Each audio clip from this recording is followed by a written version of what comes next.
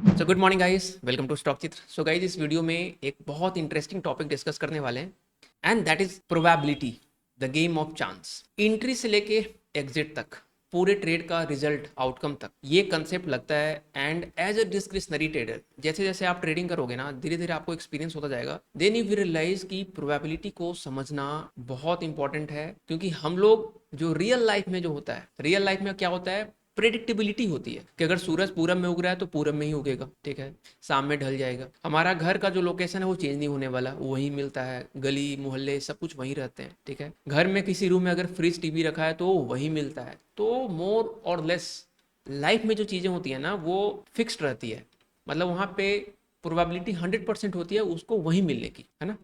लेकिन ट्रेडिंग में जब आते हैं ना तो ये चीज़ें बिल्कुल डिफरेंट हो जाती है। ह्यूमन माइंडसेट है, उसका आदत ही नहीं होता है कि इस तरह से प्रोबेबिलिटी में समझने का चीज़ों को, उसको लगता है कि 100% मिलनी चाहिए, बट ऐसा नहीं होता।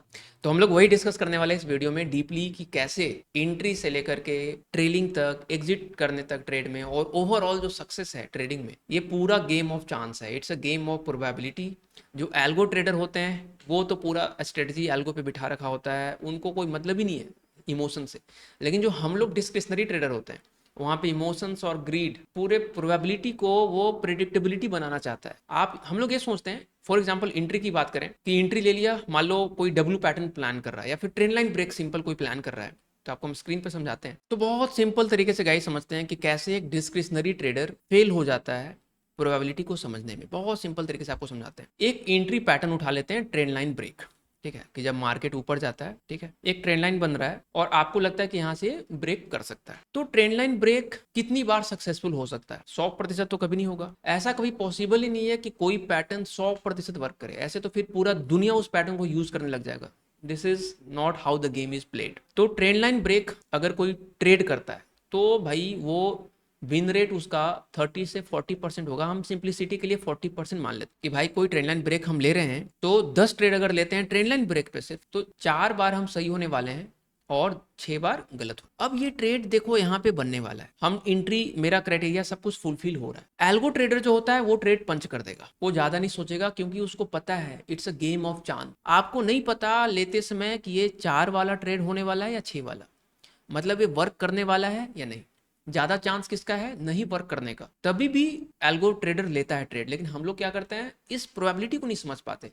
हम लोग निश्चित चीजें चाहते हैं, फिक्स्ड रिजल्ट, कि 100% वर्क करे तभी लेंगे। ऐसा कभी पॉसिबल नहीं है, कोई पैटर्न 100% वर्क नहीं करेगा। तो जब आप सही होते हो तो प्रॉपर ट्रेल करो। ट्रेल मतलब प्रॉफिट को लॉक करो। थोड़ा देर में आप समझाते हैं उसका भी तरीका। मान लो अगर आप सही होते हो तो हर ट्रेड में 3 पॉइंट निकालते हो, तो 4 बार यानी +12 पॉइंट आया। जब आप गलत होते हो तो -1 पॉइंट मार्केट को दे देते हो, तो -6 पॉइंट गया। ओवरऑल कितना आ गया? +6 पॉइंट। मतलब you are profitable in 10 trades. अगर हम लोग 10 ट्रेड यहाँ पे लिए, सक्सेस रेट सिर्फ 40% था। डिस्क्रिशनरी ट्रेडर यानी हम लोग क्या करते हैं, ट्रेड लेते ही नहीं है, क्योंकि 6 बार गलत हो चुका होता है पिछले समय में, 4 बार सही भी हुआ होता है बहुत बार। तो हम लोग को लगता है ये चलेगा नहीं चलेगा। अरे यार, ये गेम ऑफ प्रोबेबिलिटी है, मैक्सिमम टाइम नहीं चलेगा, लेकिन आपको तभी भी लेना होगा। क्यों? क्योंकि जब आप चले ना तो उसको आप फिर ट्रेल करो। हम लोग यहीं पे मार खा जाते हैं। अब थोड़ा प्रोबेबिलिटी का चर्चा एग्जिट पे कर लेते हैं, ठीक है, फिर आपको दोनों को क्लब करके एक साथ समझाते हैं। जैसे मान लो आपने यहाँ पे एंट्री बनाया, ये स्टॉप लॉस डाला। एग्जिट सिस्टम में प्रोबेबिलिटी देखो ऐसे वर्क करता है कि ये मार्केट कहाँ तक जाएगा आपको नहीं पता। May be 8 point they they, 1 point का मान लो अगर रिस्क है, -1 पॉइंट का रिस्क है, 8 पॉइंट तक जा सकता है। मे बी 6 पॉइंट तक, 6 पॉइंट से राउंड मार दे। मे बी 1:2 से घूम जाए, 4 से घूम जाए, मे बी लेते के साथ घूम जाए, वी नेवर नो। यही तो प्रोबेबिलिटी है, जब हमको नहीं पता मार्केट कहाँ तक जा सकता है, ठीक है, और ऊपर जाने की प्रोबेबिलिटी घटते जाती है। अगर मान लो 8 गुना रिटर्न अगर कोई ट्रेड दे रहा है तो उसकी प्रोबेबिलिटी बहुत कम होगी, मे बी 5%, 2%। नीचे वाले की प्रोबेबिलिटी ज्यादा होगी। तो ऑन एन एवरेज यहाँ पे आपको सिस्टम बनाना ही पड़ेगा ट्रेलिंग का। किसका system? Profit locking system, trailing system. कि भाई आपको सिस्टम से चलना पड़ेगा। आपको नहीं पता कि 8 बार जाएगा नहीं जाएगा, या फिर मान लो 1:8 जाने की प्रोबेबिलिटी अगर 10% है, यानी कि 10 ट्रेड में 1 बार 8 तक जाता है और 9 बार उससे नीचे रह जाता है। तो जब ट्रेड लिए हो तो आपको नहीं पता ना कि वो 8 तक जाएगा नहीं जाएगा, वो 1 वाले में बिलोंग करेगा या 9 वाले में बिलोंग करेगा। या सिंपली अगर 1:3 का भी बात करें कि कोई ट्रेड लेने के बाद 1:3 3 पॉइंट तक कितनी बार जाता होगा, 100% तो नहीं होगा कि हर ट्रेड 1:3 चला जाए, नहीं, ऐसा नहीं होता। तो मान लो लेट से 60% टाइम कि भैया 10 में से 6 ट्रेड तिगुना तक जाता है, लेकिन 4 ट्रेड तिगुना तक नहीं जाता, उसके पहले ही घूम जाता है नीचे। तो मेरा कहना यह है कि जब आप ट्रेड ले चुके तो आपको नहीं पता कि ये 4 वाला ट्रेड है, यानी वो तिगुना तक जाने वाले में फॉल करेगा, 6 वाले में, या उसके पहले ही घूम जाएगा। प्रोबेबिलिटी 60% तो है, बट ये क्या वो सक्सेसफुल वाला है या अनसक्सेसफुल वाला है, हमको नहीं पता कि ये 6 वाले में से है या 4 वाले में।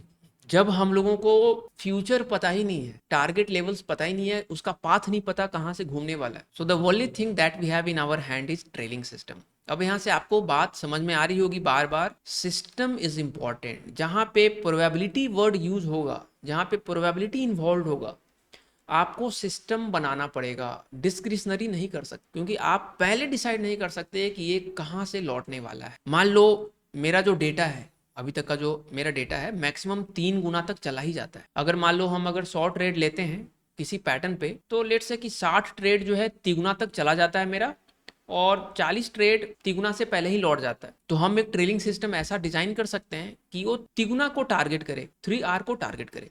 अब वो कैसे कर सकते हैं, हम लोग ऐसे कर सकते हैं कि मान लो ये 3 गुना का लेवल है 3R का, तो 3R तक हम लोग कैंडल लो पे स्टॉप लॉस को खसकाते रहेंगे। जब 3R को टच किया तो उसको क्लोज करने का वेट करेंगे, अगर ऊपर क्लोजिंग दिया तो 3R पे स्टॉप लॉस लगा देंगे, 3R लॉक हो गया, और अगर नीचे क्लोजिंग दिया हम लोग एग्जिट कर जाएंगे। तो we are trying to use our data into making a trailing system. और ट्रेलिंग सिस्टम अगर नहीं बनाएंगे तो क्या होगा, जैसे ही मार्केट इधर आएगा हम लोग पैनिक एग्जिट कर जाएंगे, अर्ली एग्जिट कर जाएंगे। तो उससे दिक्कत ये होता है, ये वाला चीज।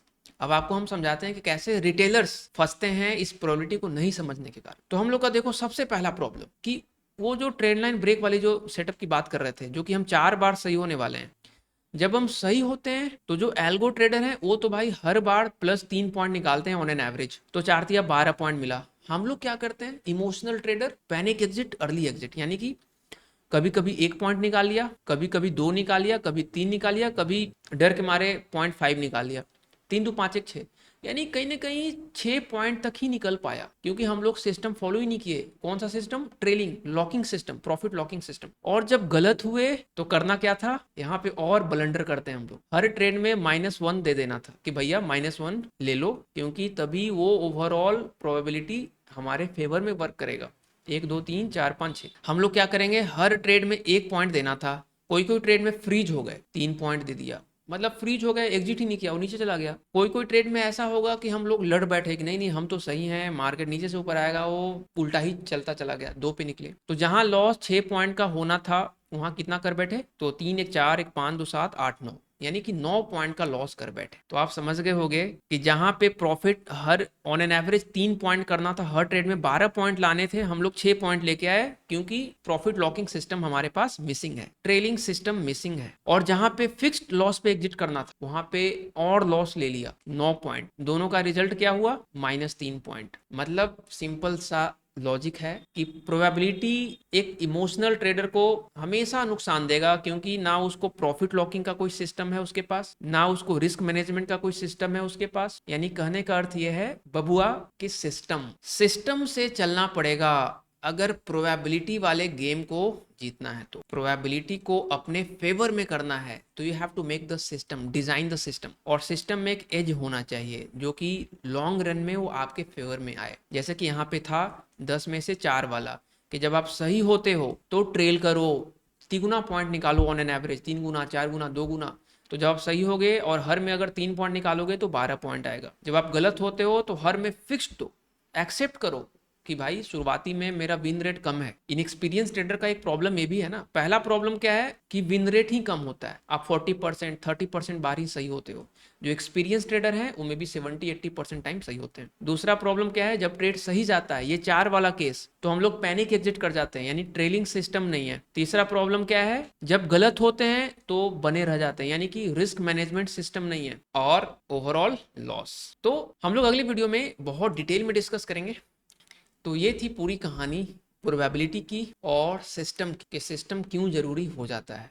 नहीं तो एक इमोशनल जो ट्रेडर होता है ना, इमोशनल डिस्क्रिशनरी ट्रेडर, वो प्रोबेबिलिटी को कभी अपने फेवर में कर ही नहीं पाएगा, क्योंकि उसको चाहिए निश्चित चीजें, 100% फिक्स चीजें कि ले तो चले ही। ऐसा नहीं होगा, ऐसा कभी नहीं होगा। दैट्स वाई आज के समय में algo trading is most successful and discretionary trading is 99% unsuccessful, because आप इमोशंस लेके आओगे, राइट थॉट्स को नहीं समझोगे, प्रोबेबिलिटी की समझ नहीं होती है कि कसिनो कैसे वर्क करता है, एल्गो ट्रेडिंग सिस्टम कैसे वर्क करता है, और मैथ्स कैसे हेल्प करता है। एक इमोशनल ट्रेडर को मैथ्स कभी हेल्प कर ही नहीं सकता इस गेम में। तो अगले वीडियो में गाइस हम लोग डिटेल में डिस्कस करेंगे सिस्टम, कि सिस्टम बनाना कैसे है, सिस्टम के मेन एलिमेंट्स क्या हैं, कौन से मेन 5 पिलर होने चाहिए सिस्टम के, और हम कैसे उसको डिजाइन किए। और सिस्टम फॉलो नहीं हो पाता है तो वो डीमंस, वो राक्षस कौन से हैं जो सिस्टम को फॉलो नहीं होने देता है। ऐसा नहीं है कि हम सिस्टम नहीं बनाए, सिस्टम बना चुके हैं धीरे धीरे, मतलब उस लेवल तक आ गए, बट अगला स्टेज में जो हम पिछले वीडियो में डिस्कस किए थे कि टू फॉलो द सिस्टम,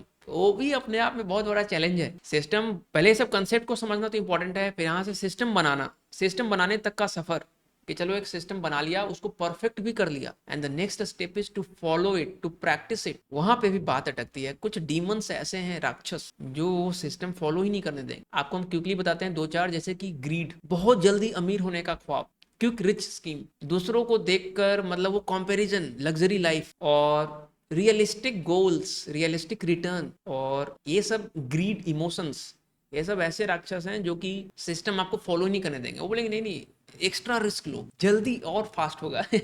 ऐसा नहीं होगा। सिस्टम आपको सस्टेनेबिलिटी देता है, रिस्क लिमिट में लेकर चलता है, पिच पे लंबे टिका कर रखता है। तो will discuss in next video. So this is it guys. Video को लाइक करके जाइएगा, share it also, because others also learn from this video, and मिलते हैं अगले वीडियो में। बाय बाय, टेक केयर, जय हिंद गाइस।